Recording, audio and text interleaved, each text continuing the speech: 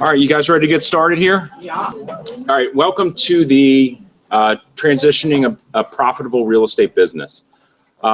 Basically, we started looking at transitioning agents and helping agents transition business, either purchasing or selling, in 2006. And as you know, what happened in 2007, the market took a dump and economy took a dump, and a lot of folks who wanted to retire or were looking at retiring, and other agents who were looking at acquiring business realized that they had to stay in for a couple more years, and agents who were looking to sell their business, there really wasn't much left in the business.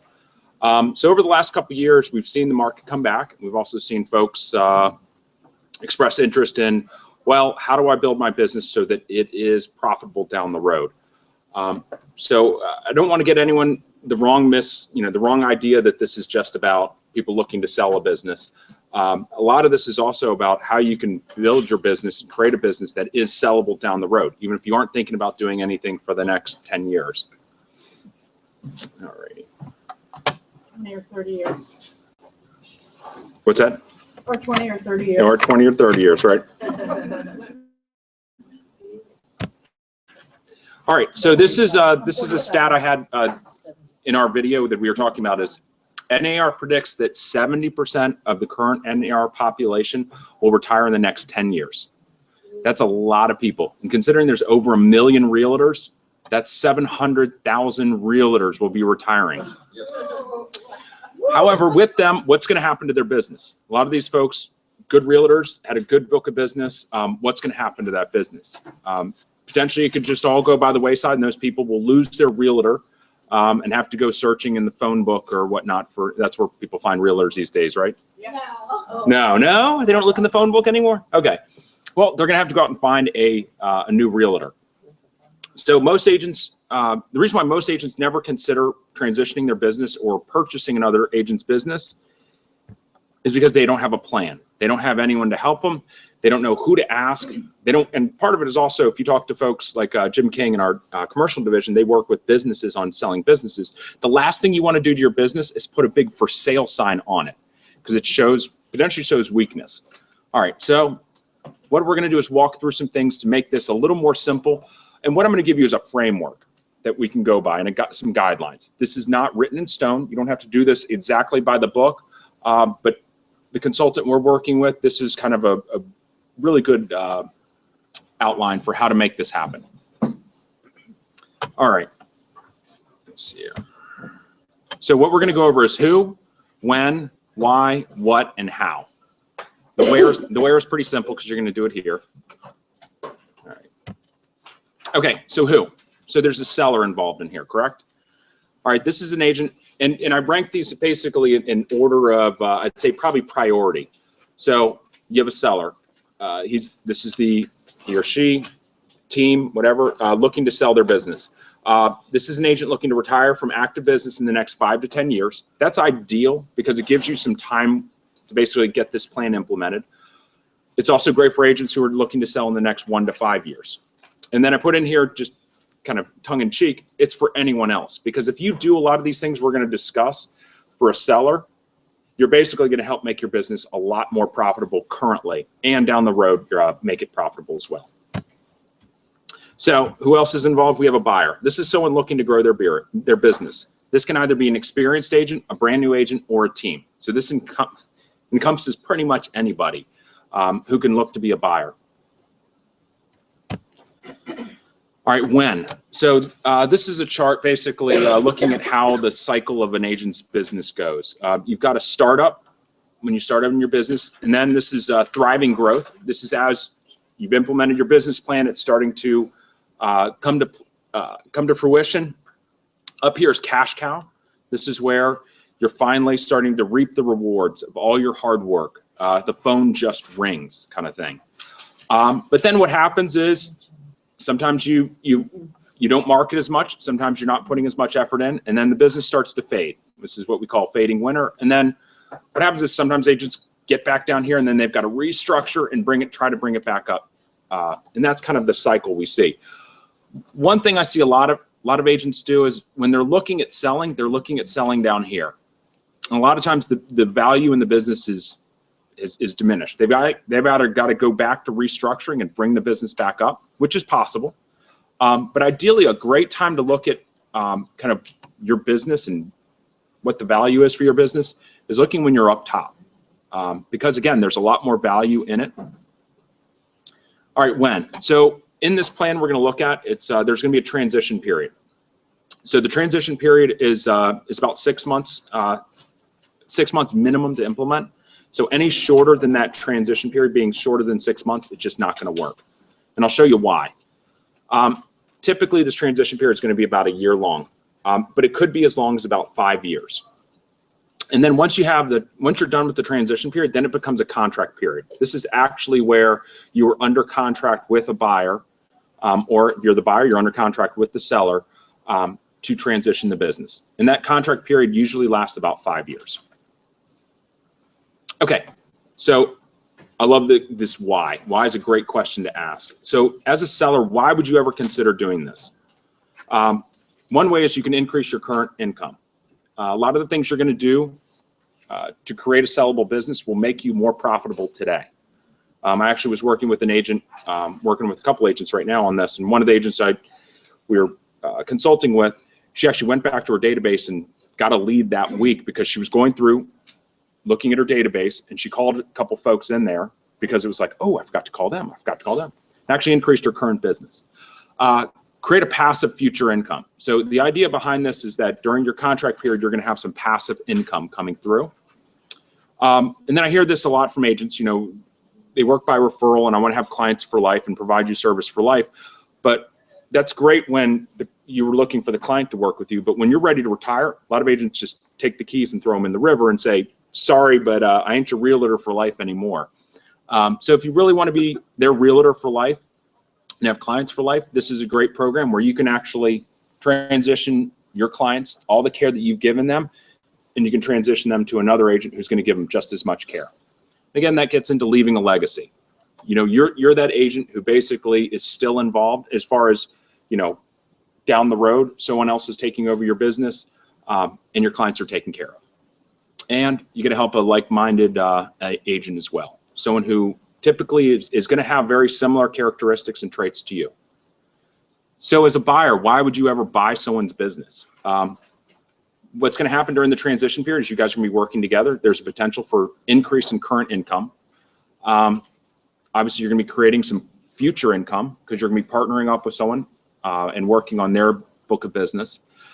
And then you actually get acquiring someone else's business, and I'll show you as we get through this, is you're actually going to work with people who you want to work with. Ideally, personality-wise and trait-wise, you want to line up with an agent and a database that matches up with the way you work your business. So a lot of times we have to go out, when we want to grow our business, sometimes that means we've got to go into some really uncomfortable areas that we don't want to go to. Dale's going to tell you, maybe you need to go door knock. Maybe you need to go do open houses. I don't want to do that. Maybe it's, you know, go spend a bunch of money on a lead gen website to get cold leads. And maybe you don't want to do that. Here's a way to actually work with. Most of us are very good at working with our sphere of influence. It's working with more of those people.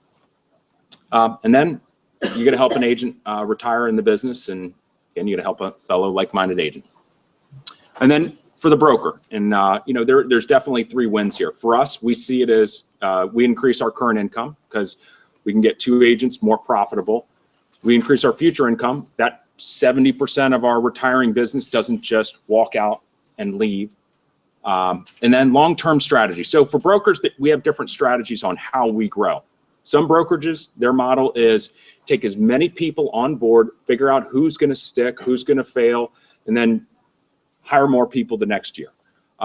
That's not our strategy. Ours is to retain the folks we have, keep the good agents here, keep the good books of business, and continue to grow that. A lot of that is if you have good agents, you can transfer that business. Okay, so now we're getting into the shifting from when, why, now to what. So what is this program? All right, there's 2 methods, traditional and purchase. So I'm going to go over the traditional real quick, and then the purchase is kind of what the crux of this program is. Okay, traditional method. So this is what typically agents do when they retire, if they have any type of plan.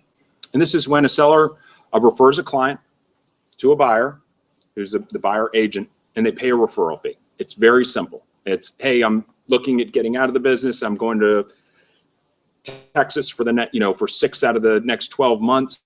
If anyone calls me, I'll send them your way. And it's like, great, I'll pay you a 25% referral on that. If it's a buyer, I'll pay you a 30% referral if it's a seller. However that gets worked out, it's a very informal agreement. And there's positives to that.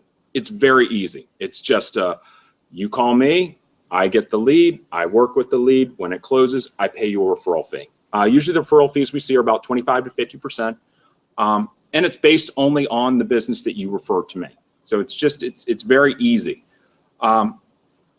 With this traditional method though, there are some negatives. And basically it's, as a seller, as someone who's referring the business out, I'm down in Texas, I'm referring my business up to my agent in Maryland.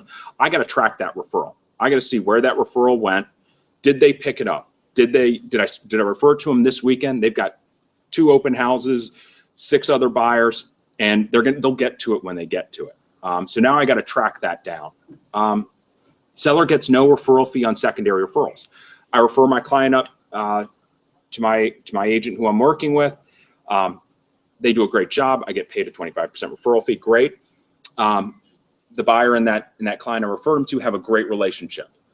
Well, now what happens is that buyer and my buyer and my ex-client now have a great relationship. They refer their neighbor or they refer their coworker. I don't get any of that as the seller. So I don't get any of the secondary business that comes off of any referrals, unless my client calls me, but maybe they're not.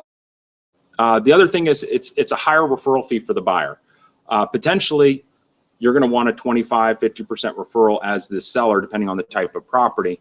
And that may be, like I was saying, in the case where the buyer who's taking over my business, they may not be as inclined to work with that business if they've got other business at hand that they're going to make 100% on, as opposed to 75 or 50% on. And the other negative is there's a lack of commitment. If all of a sudden I decide I just don't, you've been sending me business and I don't like the clients you've been sending me, I just decide to kind of ignore them.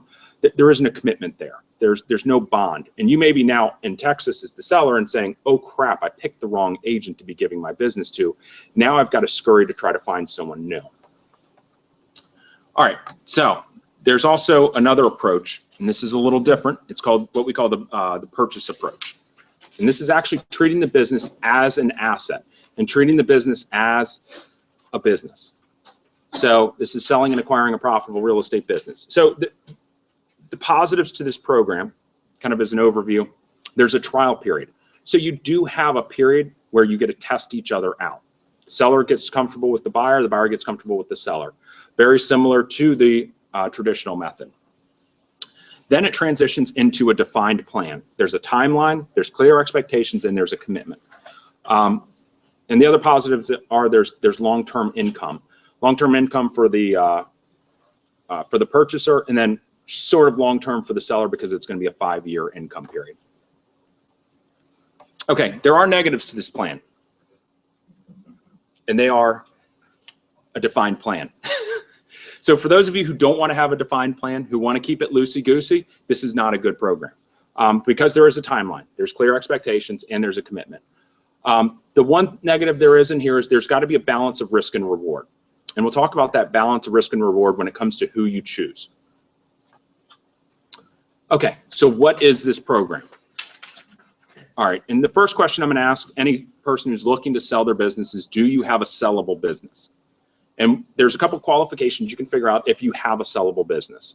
It's almost like taking a buyer and doing a qualification with them. We ask for income, assets, liabilities, and then credit report. Basically, we have assets, income, liabilities, and then our personality type is kind of like our credit report for our business. And I'll get into those, each of these we're going to delve into. I start with assets because the first asset, this is a non-starter if you don't have this. So absolutely, to even have this conversation about selling your business, you got to have it in a contact management system. You got to have your business in some type of form that is tangible. By saying that, oh yeah, the phone just rings, I got lots of people, I know lots of folks. If you can't demonstrate that to a purchaser as a seller, it's not worth anything. So things to look at. Your book of business in a contact management system. So features that you'd like to see, that the contact management system is searchable. You have the ability to send mass mailings, either email or mailings. It's exportable. There's alerts. Photos are good. Social media integration is great. And then the ability to put clients in multiple types of categories. Because you may have someone who is a seller client, right? But they've also referred you business multiple times, and they're in a certain farm, and they go to your kid's school. So there's certain, you may have 4 categories around those folks. Other things, detailed notes. You want to make sure, ideally the best database is one that's going to have detailed notes in it, a record of the mailings, and details about their home. What's their home like? So again, think about it from the buyer's point of view. If you're taking over someone's business, if you could go to their database and get a real good case sheet on each client, how much contact's been made in the last 12 months? What's the property they own? What are things about these folks? You just had a conversation with them 2 months ago. Their oldest son is going to college the next year. Maybe they're looking at some transitions. So those notes are really important. And then these are the categories. These are just a couple categories that you should look at having in your database. Great for referrals. Buyer, seller, obviously. Purchase 2 to 5 properties. And this one, as far as looking at where value is, you could have a database of 5,000 people, right? But if you're not getting consistent referrals from those 5,000 people, it's as good as the phone book. But if you got a database full of people who are constantly referring you people and who have purchased multiple properties from you, there's a history there. And as a purchaser, I'd look at that and say, he or she is doing something right to generate this business and it's coming back, that this is something that I could potentially take over, as opposed to just a list of names that sometime randomly come up. Are they an investor, seller prospect, buyer prospect? These are going to be more for your current folks. Farm area, social clubs. Are these people in social clubs with you? Are they a family member, friend? Out of area friend or client who refers you business. Some of us have these out of area folks who call on us. These are good people to know. Facebook friend, LinkedIn, Twitter follower, Instagram follower. Leads that were referrals. These are good to know because sometimes we put people in the database. It's nice to track actually out of your current database who came as a referral or who came out of, who you met at an open house, who came out of your farm. So it's interesting to know this, but it's also down the road. It's valuable to know this.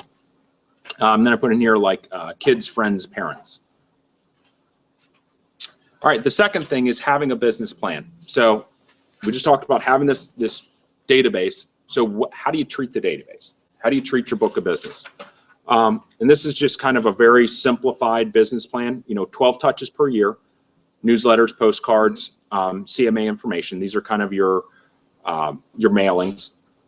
2 face-to-face meetings per year. These can be a pop-by, a client party, a lunch or coffee.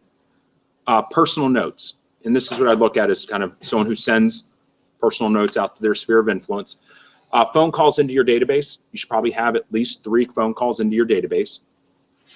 And then if you're doing all of this correct, there's this 10% rule. What they say is, considering the size of your database, you should be getting 10% of that data. 10% of that database should be producing leads in a given year. So the example I've got is 120 people in your database. You should be getting 12 closed transactions every year from that database. Are you guys experiencing that right now? Are you all seeing that? It's really relative to databases. Yep. My databases are banks. Yeah. So Yep. You have to adjust. Yeah. Yeah. You have to adjust for that. It's not 10%. Yep. And again, these are some of these are rules of thumb. But again, it's something to consider if you're running your business with a sphere, how you're treating them. And sometimes a lot of us we're falling down on a couple of these areas and we're wondering why we're not hitting this number. If you're doing all this and you're not hitting this number, we need to talk. So, okay, other assets you can look at in your business. Farm area, if you had a structured farm that you've done consistently over time, that might be an asset that we'd look at. either the buyer would put some value on. Other things, active following on your Facebook business page. This is kind of an interesting one. If you've got an active business page and you actually are posting, you've got a lot of people following it, that's something that could potentially be transferred to another agent. Other things, some people have awesome websites that produce good results. They've got high SEO, or they show up on the, when someone Googles certain terms within a marketplace, your website comes up. That's potentially a great asset. Yeah. How do you transfer your Facebook business page? You can make them an admin. You basically just transfer it over to them. But it would still have your name on it? Depends on how you're marketing it. You know, some people want to think about that when you're naming your page. Yeah, exactly. Yep. Yeah. And some people have, like, you know, Montgomery County condo real estate is a Facebook page. I just wanted to mention real quick, I've been reading a lot about, you know, how people have a business page and then their personal, and they're finding that as long as your personal page is something you're proud of, that when you pull your business clients in, because a lot of times you may have a relationship with them, but you still have pretty much business as usual. But when you bring them to your regular page and you're a positive person, whatever, they really feel like they know you, and you actually can end up with more, but you have to be careful about what you put on that page. Yep. So they're saying, don't be afraid to have people on your personal page that are your business, the people you want to do business with, because it actually endears you to them. Oh, absolutely. But you do have to be careful about it. Yep. Oh, absolutely. Yeah. But you So I gotta thought that was kind of a different idea, but a good idea. So. Yeah. You just got to be prepared that people are going to know what you're doing. And well, that's what I'm saying. You just have to think about what you do. I invite my clients that are my clients to my personal page, but my business page is for the people that I don't know, but are kind of courting me to, you know what I mean? But you might have some clients that you don't know. True. Yeah. Okay, so you just think about it, but don't be afraid to have them on your personal page, because then they really feel like they know you, as long as it's something that's positive. Sorry. Yeah, no, that's great. All right. So we did assets. Now we're going to we're going to flip over to income. So income is basically, as the seller, this is, you know, typically your, what we do to gauge what your income is, we look over a 3-year average. We look over your last 3 years of your gross commission. When we determine kind of in this, what we're going to do at the end of this is we're going to create basically a purchase price. What the purchase price is typically, it's somewhere between 0.5 to 1.5 of that average. So let's say you're averaging 100,000. You'd be looking at a multiplier of 0.5 to 1.5, and that can be negotiated. And a lot of that is based on, you know, those assets. You know, how strong are those assets? Because if they're super strong, you may be looking at a 1 to 1.5. If they're not so strong, you know, the database is, you got a list of the names, you're doing some of the things right. It may be closer to a 0.5, you know, a 0.75 to 0.5. But a lot of that can be negotiated out. Define gross commission. So gross commission would just be your top line GCI. Is that Not excluded. Before taxes and. Before expenses. Yep. Is that before broker fees? Before all that. Yep. Total gross commission. Yep. Okay. Yep. The other is liabilities. So the other thing you want to look at is the liabilities of, you know, you generated $150,000 last year, great, but you spent $90,000 on SEO and your, you know, mailings and all these things, that it's not really that profitable. So that's the one thing we also want to look at is your liabilities. But it's also good to know what the liabilities are, because you want to see, did this person consistently mail to their database? Were they consistently putting effort into their business, or potentially are these last 3 years a fluke? You know, and I may not see any of that benefit.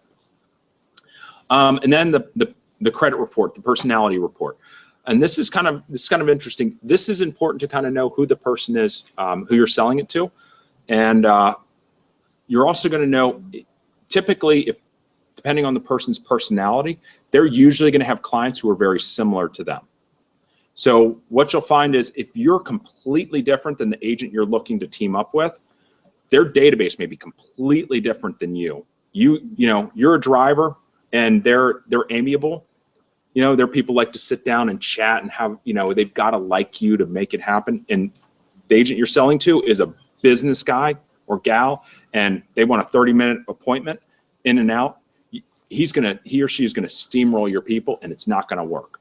So it's important to kind of make sure you know what those personality traits are for each individual.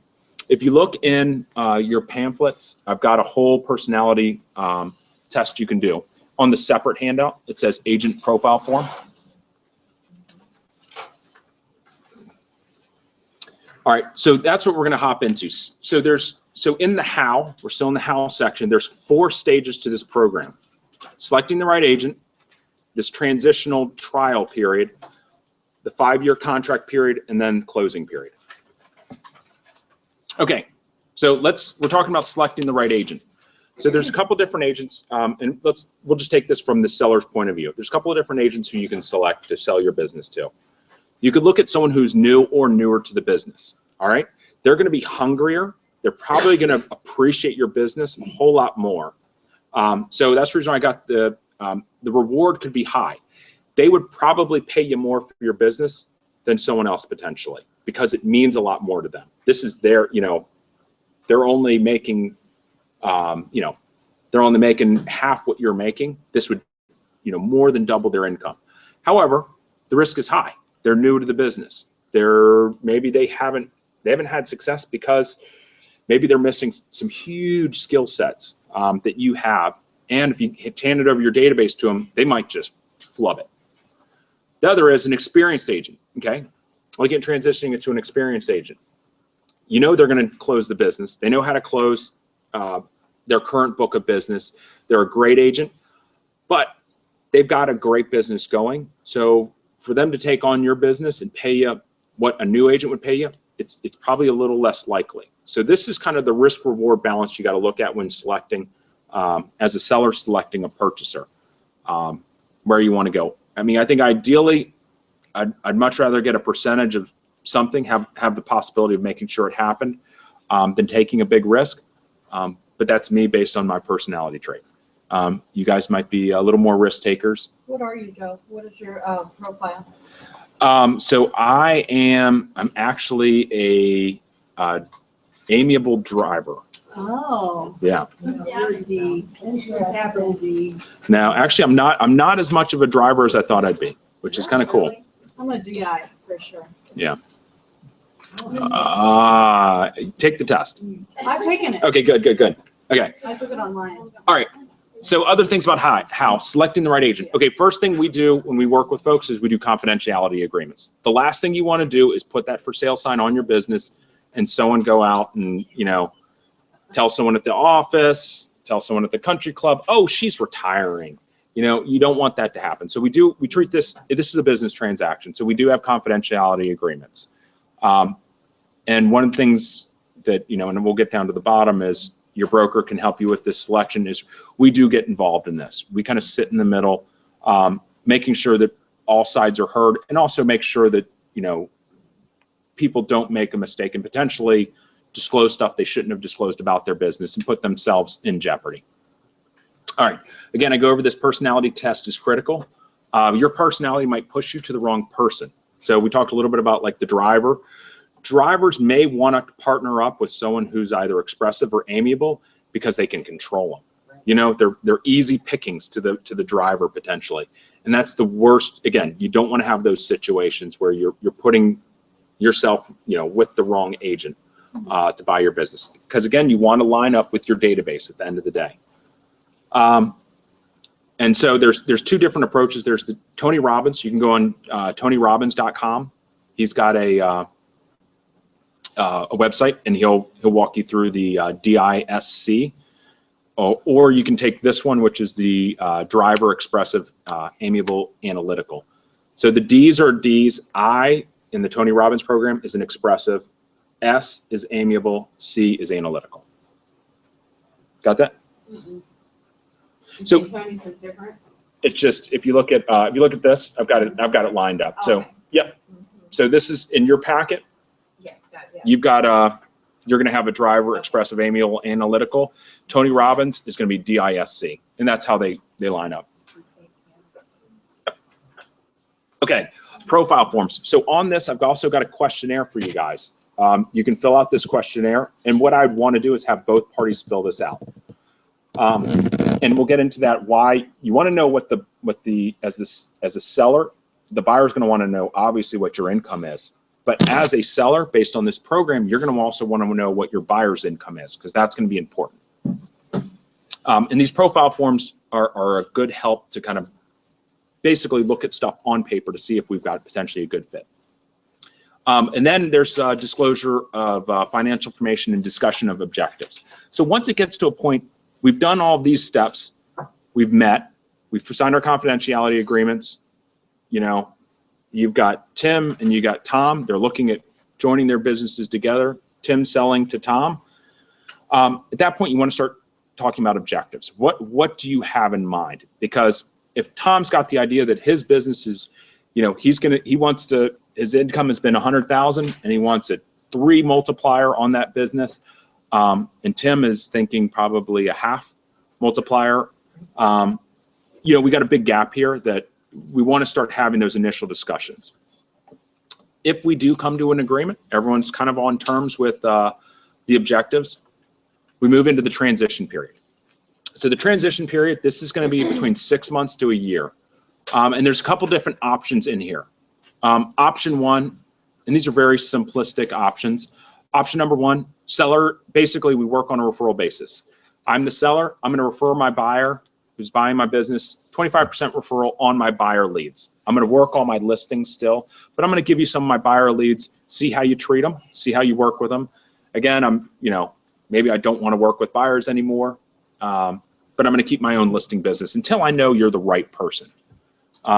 Once we work together for 6 months, then at that point, maybe we start transitioning some of my listing business. We start working on a 50-50 basis on my listing business. Option 2 is we go into it 50-50 split on all business. We are partners on everything. You know, we work on every transaction together, either listing or sale. I'm sorry, that's just on my business, on my seller's business, excuse me. Option 2 is basically where you partner up on all of my business. You as the buyer, you retain your business. I don't help you with any of your business, but you're helping me with mine, and we're splitting it 50-50. The other option, option 3, is that scenario where 100% of mine and 100% of your business, we are splitting 50-50. We're working on everything together. It's a partnership. This would work if you guys are planning on doing a true partnership and the seller is going to be in the business for a while.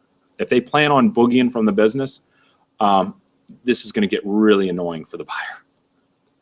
And then option 4, again, nothing's set in stone. You can come up with some different, you guys are very creative with programs.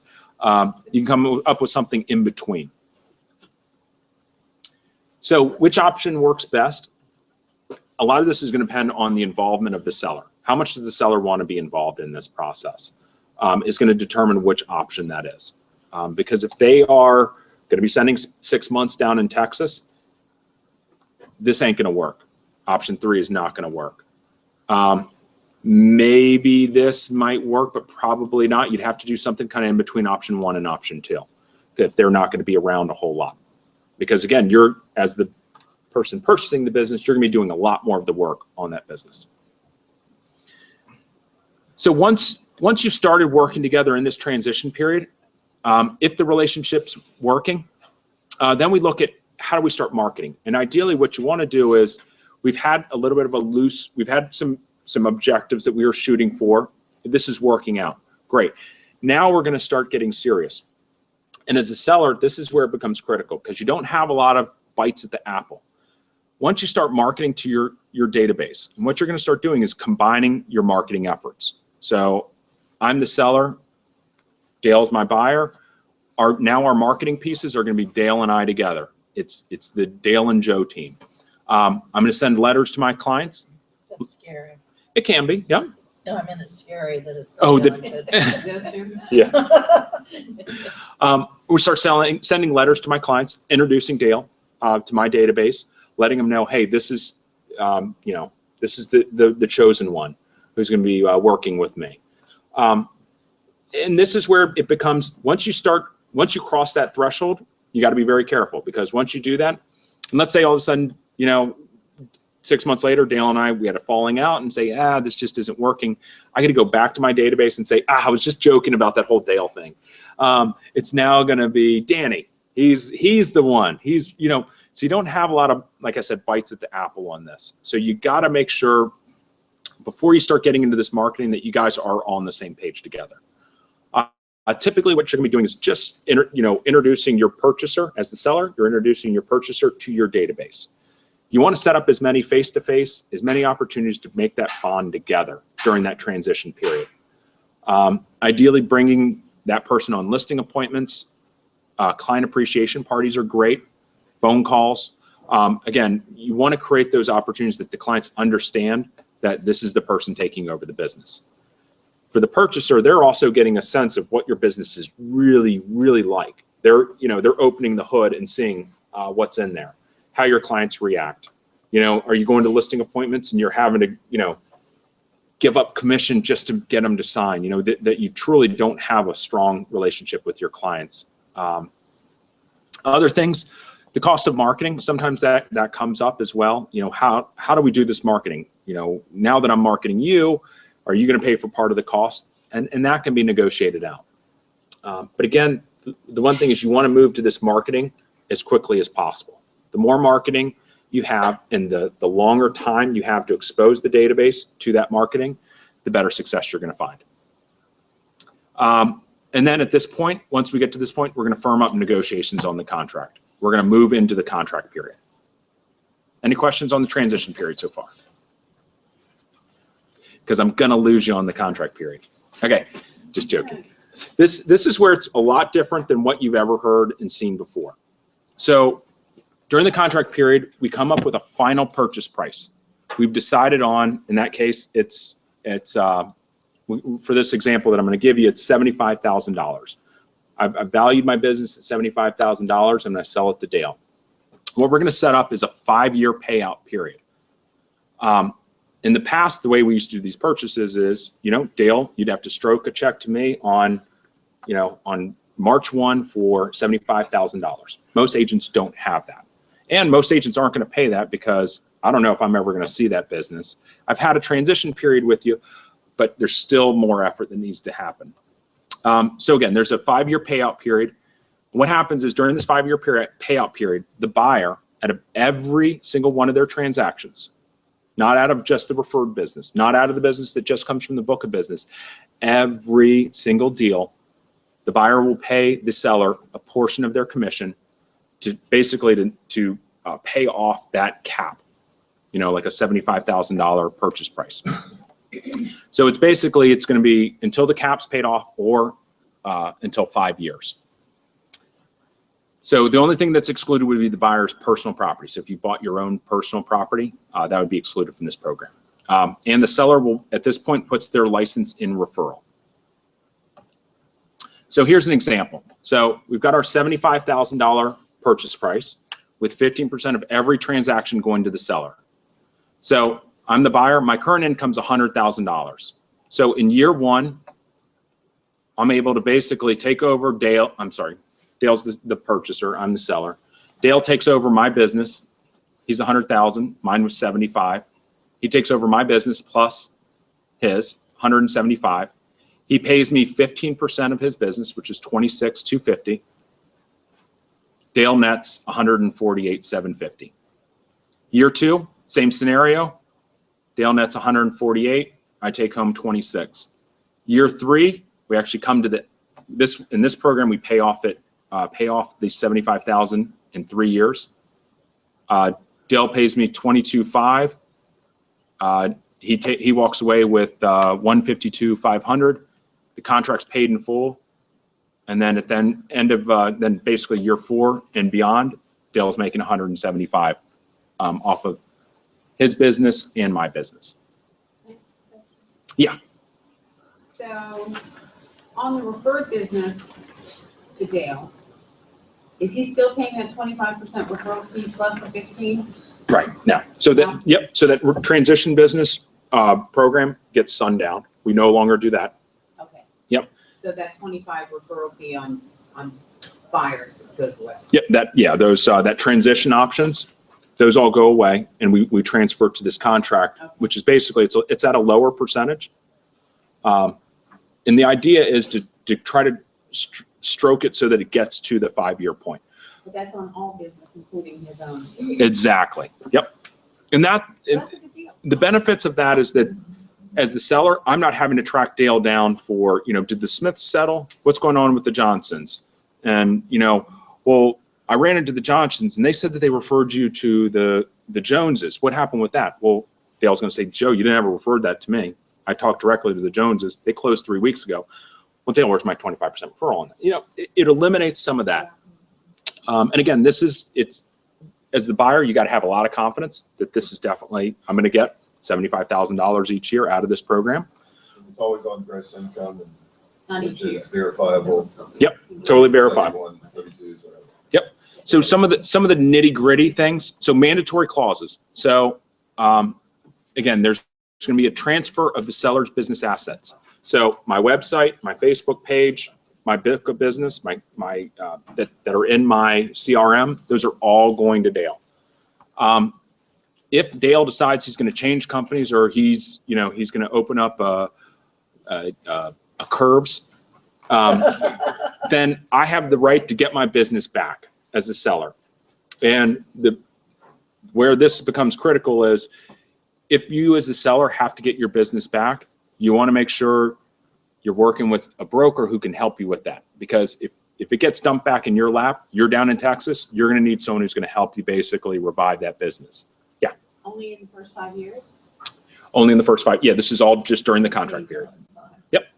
But you can't get your business back after that Correct. if the Yep. others in the business is dead. Yep. And the seller must keep their license with this brokerage. Whichever brokerage you're doing the transition in, they need to keep it in that brokerage for accountability purposes. What you don't want is having my brokerage license or my license at another broker, and I'm kind of skimming referrals off here and skimming referrals off Dale. So there's got to be some accountability here so that we know, without a doubt, at the end of the year, this was the only check cut out to me as the seller. So Dale knows for certain what he's getting. So we personally cut the check. No, it's all done through the brokerage. Okay, so then how does the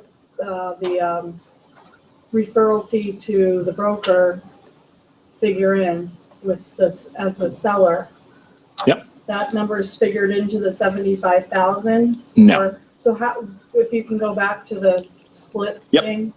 So when they're selling a business, they have to factor in that they also have to pay a split to the brokerage.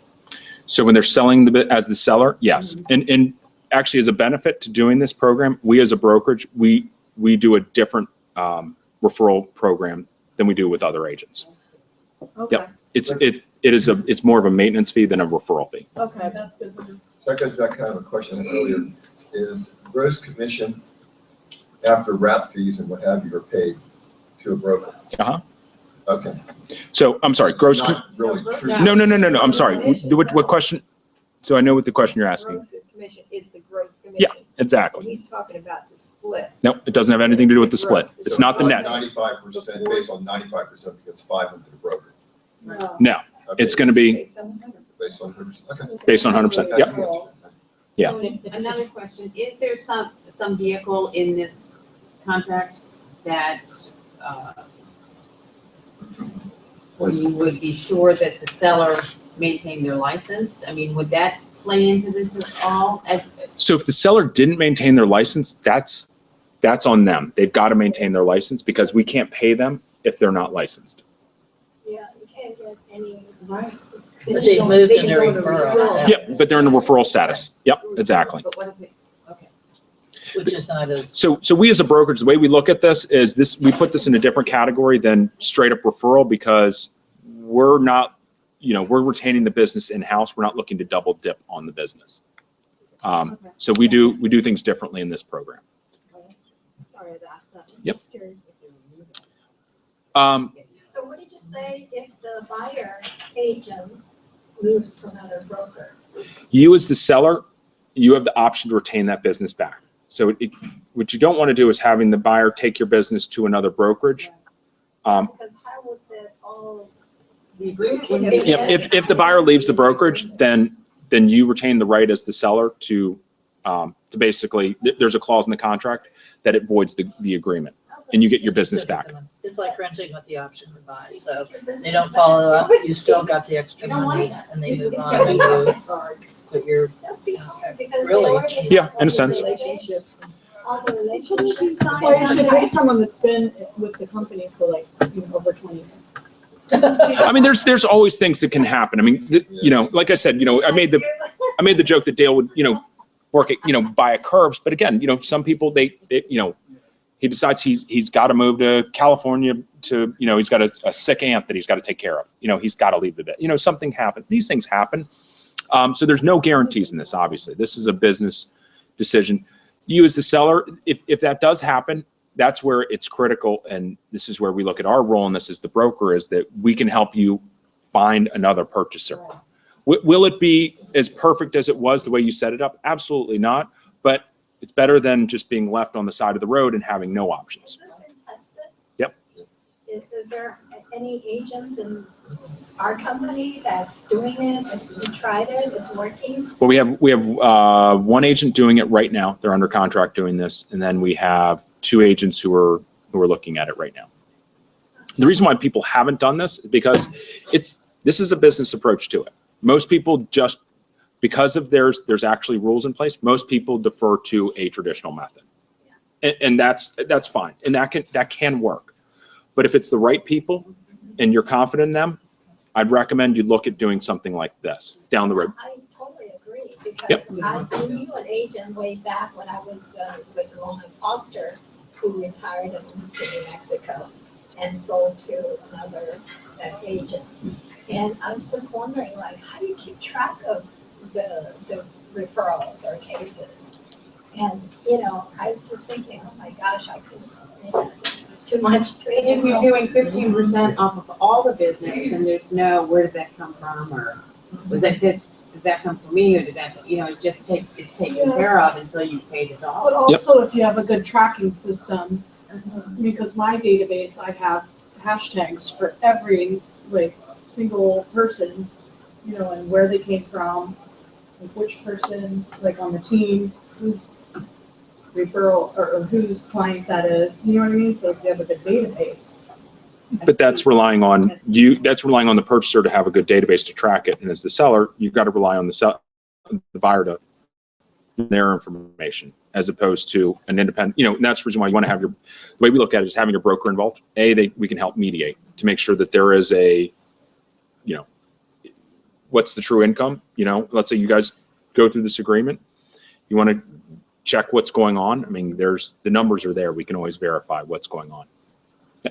what happens if after 2 years that, say Dale leaves, you get the business back? You're missing that courting period of the Joe and Dale show that you're sending out. So what happens when you pick up a new buyer? How do you, new buyer, how do you get that? You're gone, you're retired. So how do you get that back? Because you're changing a name. Yep. So you basically have to go back to, you figure out, do I want to resell this business? Do I, So that's a risk that you're taking. Right, exactly. Yeah.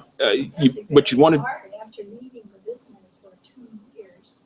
And it's something to think about, because But that's like thinking, right? the alternative is he didn't get anything. He walked Yeah. away from the business. Well, that's which is- true. yeah, exactly. 2 years is better than nothing. Well, it's not just the 2 years that you're with them. You're hopefully increasing your income too, because you're working together.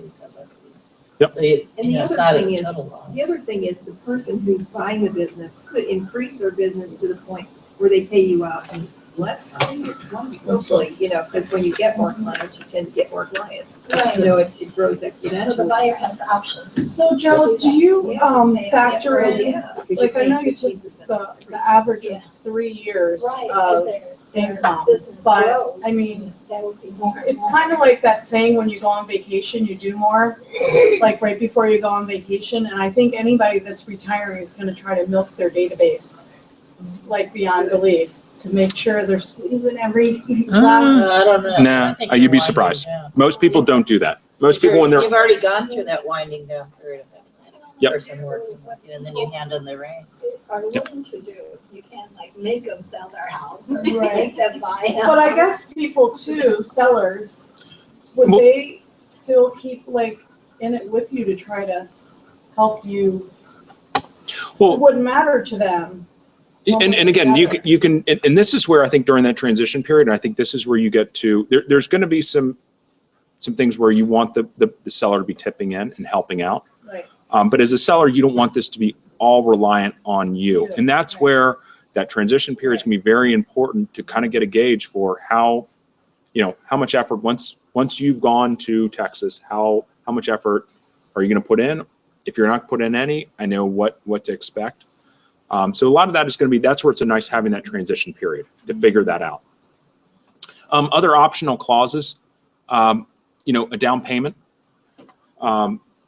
Some folks have looked at doing down payments, not a huge down payment. You got a $75,000 business doing a $5,000 down payment, $10,000 down payment, so that someone isn't as willing to just walk away from it. Um, 5,000 plus the 75. It would be off the top. Yes, you'd basically reduce that $75,000, yeah, by 5. Capped years. So potentially you could cap out some years. So in the example we had, potentially you could create like a $30,000 cap. Because what if Dale took my database and just it skyrocketed? Or what if his business took off? And really, my business produced 75, but he did 200,000 last year. It'd be a way to cap that out so that he doesn't all of a sudden pay out the whole 75 in 1 year. Other options are having an opt-out clause after 12 months. You can have some opt-out clauses that if this thing just isn't working, that there is an opt-out. And you could put like Jenny, you were talking about, you could have a clause in there that the seller is required to market to their book of business. And potentially what you could do is instead of doing, let's say like a 15%, it's really it's a 15 plus a 5. Out of the gross commission, 15 is paid to the seller, but 5% is put aside for a marketing fund. That marketing fund has got to be used to market to the sphere of influence. So there's some little things you can do to make the numbers work, depending on how much effort has been put in during that transition period, what that person's business looks like. Because some sellers may not have put a lot of effort into their database and they do great. And maybe you as the buyer, you look at it and say, wow, if I could just amp up your mailings from once every quarter to 12 times a year, and we do a client party, because you did one 2 years ago, which was like you got like 6 referrals from it, but you didn't do one this year. What if there's things we could do? So there's ways you can actually fund some of this out of these programs. All right, and then the fourth phase is the closing period. I've been paid off. Dale now retains 100% of my business. He's free to do whatever he wants with it. Non-solicitation, non-competes, these are optional. You may want to consider doing them. Basically, it would prevent me from coming back into the business and trying to compete against Dale with my getting my sphere of selling it multiple times, coming back in the business and buying that business back from Dale, or taking it back from Dale, I should say. But you may want me to keep soliciting. And once you come to the end of the period, Dale may say, Joe, you're awesome. You come back in town. Every time you come back in town and have lunch with your clientele, I get 4 referrals. I'd like to incentivize you to keep doing that. So maybe, we can extend the agreement, but maybe it's on a lesser amount down the road for the retiring agent. Okay, so takeaways. And, this is where you can write your notes if you have any. The sooner you start on a program like this, the better. And I'm not just saying selling your business or buying a business. I'm saying make sure your business is in this format. Make sure you're first and foremost, your database management system is doing a lot of these things. Is there one database you see more than any other that is friendly to anybody else that you might be selling? I mean, a lot of people use a lot of different things. Yeah. About the management system, but is there one in particular that you see some generic? Oh, thank you. Dale, you want? We do do our CRM program, we talk about what your needs are at the time. And so some people we recommend they do contaction because they're not disciplined, so it's a good way to get disciplined and follow up. But I tell you what program is ideally suited for this, and despite its bad reputation from years ago, its top producer is set up exactly for this. For example, like the referral source, there's you click on referral source and you put in, it tells you where did this business come from. You put the referral information right in there. So you can go at the end of the year and you can pull up and say, Jim Smith from the RE/MAX agent in Indiana sends me 3 transactions every year. Here they are. And I mean, you can sit there and show the buyer, this is where all my business comes from. Boom, boom. My friend Kurt sends me 3 transactions every year. Here they are. Here are the 3. So it's ideally set up for this. And what I would say is, if you were to use top producer, don't worry about the action plans, all that stuff. Use it for what you need to use it for. And that is purely the database. We're tracking your business, putting the notes in there, and just that's really where it's changed a lot over the years. Yeah. It's a much better program today than it was. Yeah, top producer, wise agent, realty juggler, and contactually are like the 4 that we see a lot of that work well. But again, if you use this is a gauge for features. If you're getting a database that has all these features, you're in good shape. And they're all exportable, so you could take everything out and put it into something else. So Yeah. How long does that take? I just switched no, to to export follow-up it's not really easy. It takes 2 minutes. Love, love, love it. Yeah. What is follow-up boss? What is it? Follow-up boss. Oh, Yeah, and again, most all of them, it's like, I love that, I used this analogy in the past and it's a horrible one, but it's like, you got a buddy and you love your friend a lot, but they marry a horrible spouse. And you just can't imagine why someone would ever pick that as their spouse, especially right around Valentine's Day. It's like that with databases. I mean, because there's some databases to me are like, it works perfect for me, probably based on my personality profile. For you, it's going to be totally different. Kind of how it interacts. As long as it's got these features right here, and you can pick whatever one feels best and just go with it. Don't worry, don't get caught up too much in what's the perfect one. Yeah, they all do the same. All the good ones do all this, and then you can always take the information out of that one and put it in another one. And, I just need the simplest thing for people with technical challenge. they're all pretty easy to put information into today. They're not as complicated as they used to be.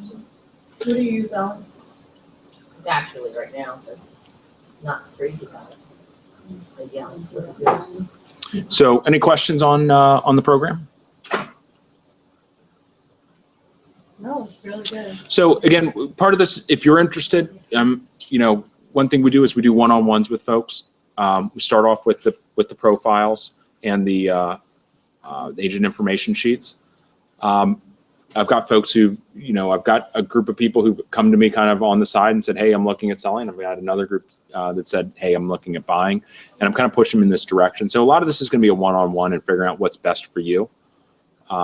So just wanted to give you guys some ideas and thank you all for coming.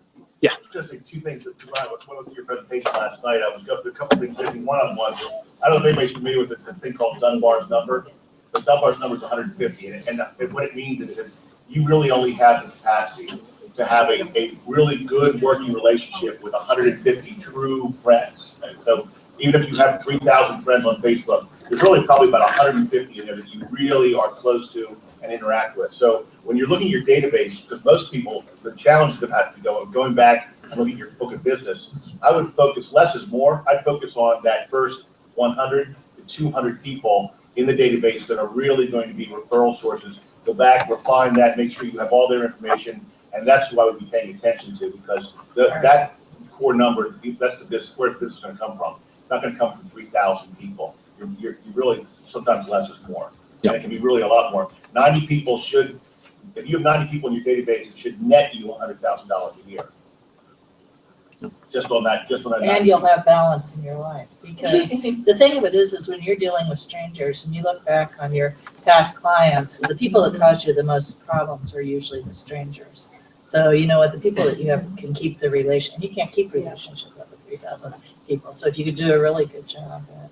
Yep. You're right. The one thing I thought was excellent that you gave, I haven't seen it before because usually the numbers are bigger, but just when you're looking at just the number, the touches, a month, they're less than some people will tell you.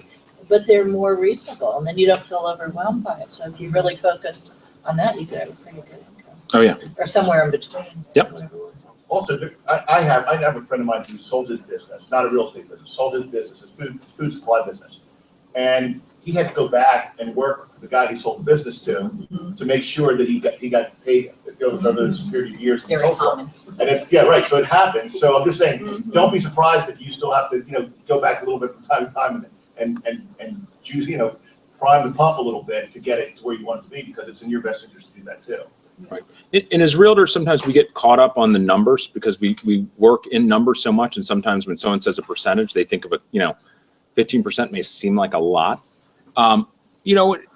It boils down to a number, and basically it's a business number to buy a business. And I know folks, when it comes to this program or that program, looking at your marketing budget, is it a reasonable cost to buy?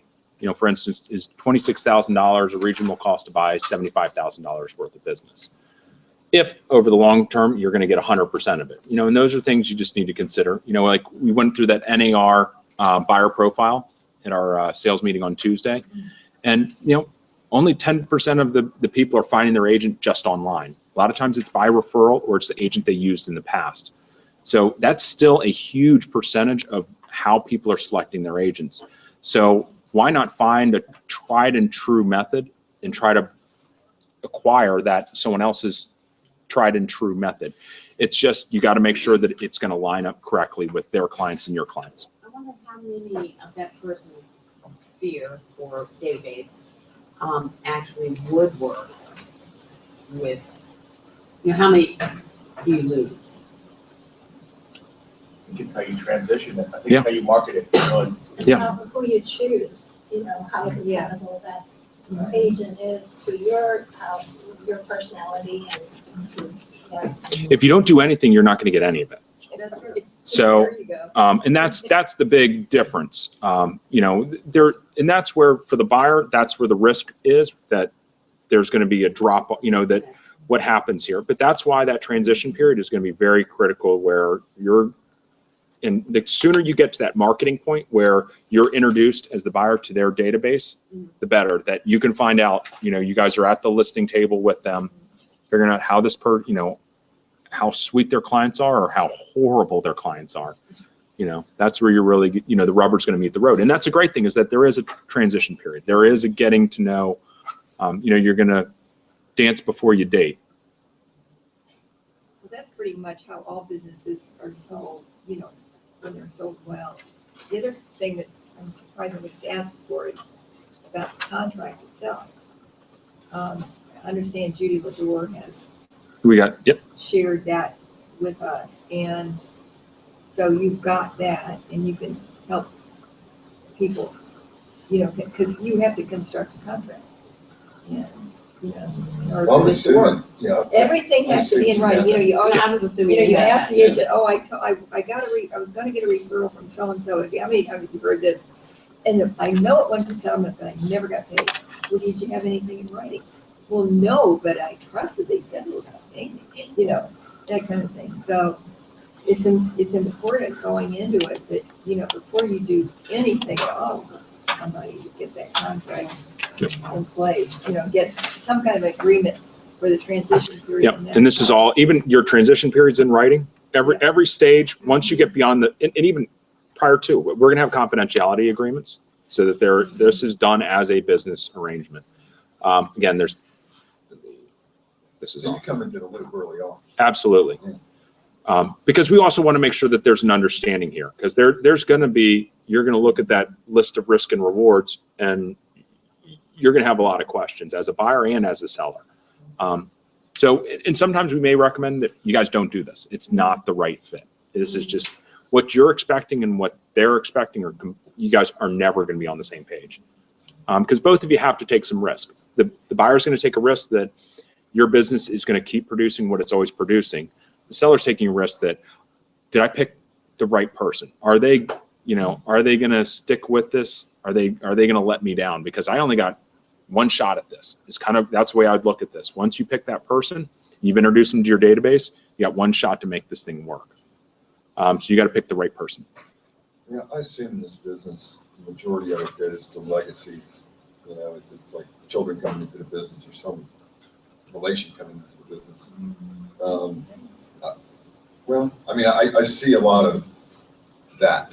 Yeah. Okay, to a degree. Only when it's successful. I don't know if they're structured. You only see the successful ones. Yeah, I mean, and they could That's blow true. up in 2 years. I mean, I have no clue. How long have you been offering this up to the agents in this brokerage, and how many have you signed in? So this is brand new, This is brand new. but it's brand new that we've actually been able to roll it out. So we started this in 2006, looking at this. There's another gentleman, Chuck Bowles in Virginia, who actually was rolling this out in 2006, but the economic climate just completely changed, that agents weren't retiring, and agents weren't buying business. They're just, the value of the business was seen as a zero. Everyone was just struggling to make anything. So at this point, this is, you know, the consultant we've been working with now has been doing this for several years. But right now we're in our first contract with someone doing this, because it's got to be the right people. This isn't for everybody. And I kind of almost caution you that don't expect everyone to, you know, there's a feeling out period here. So this has got to be done right.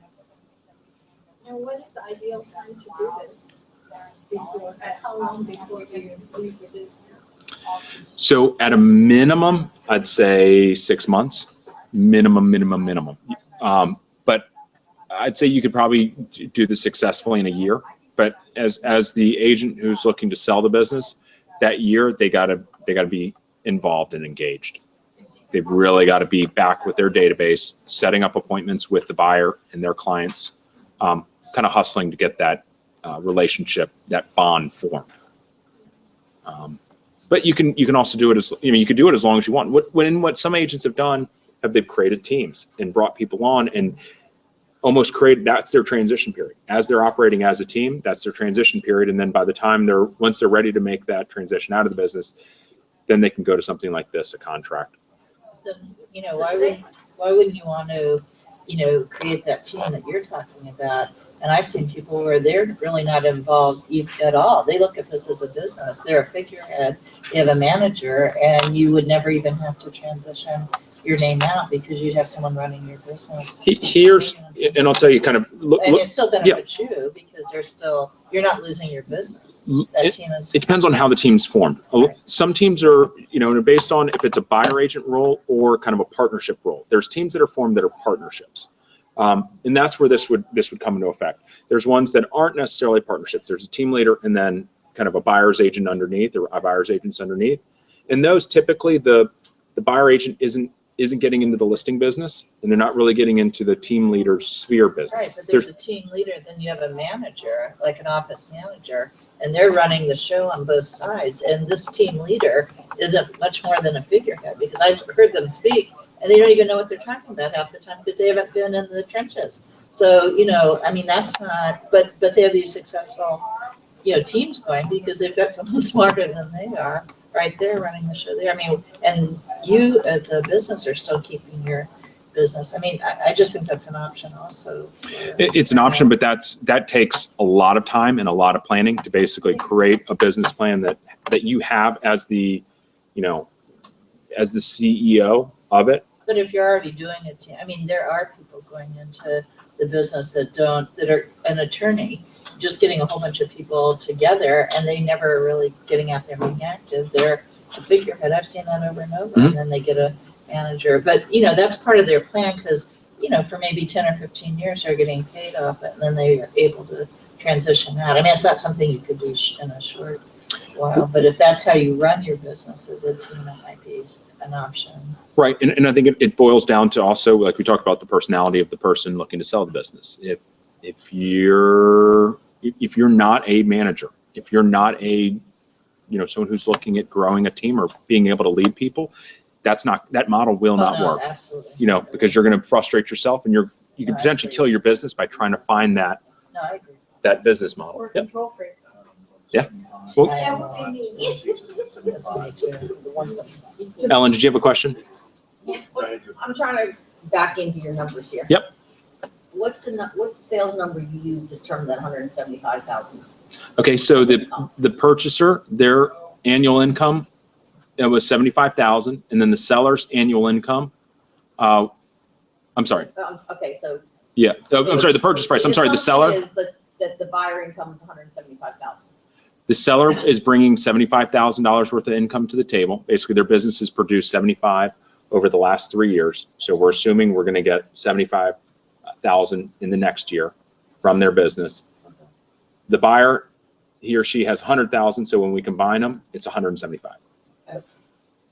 So you could pay it off much faster if your income's like triple the Well, 75. he's saying that you have a cap there because it wouldn't be fair to that person. Yeah, and there may be a Necessarily. cap Buyer that you can loses create. their income It's so right. quickly, so you would cap it.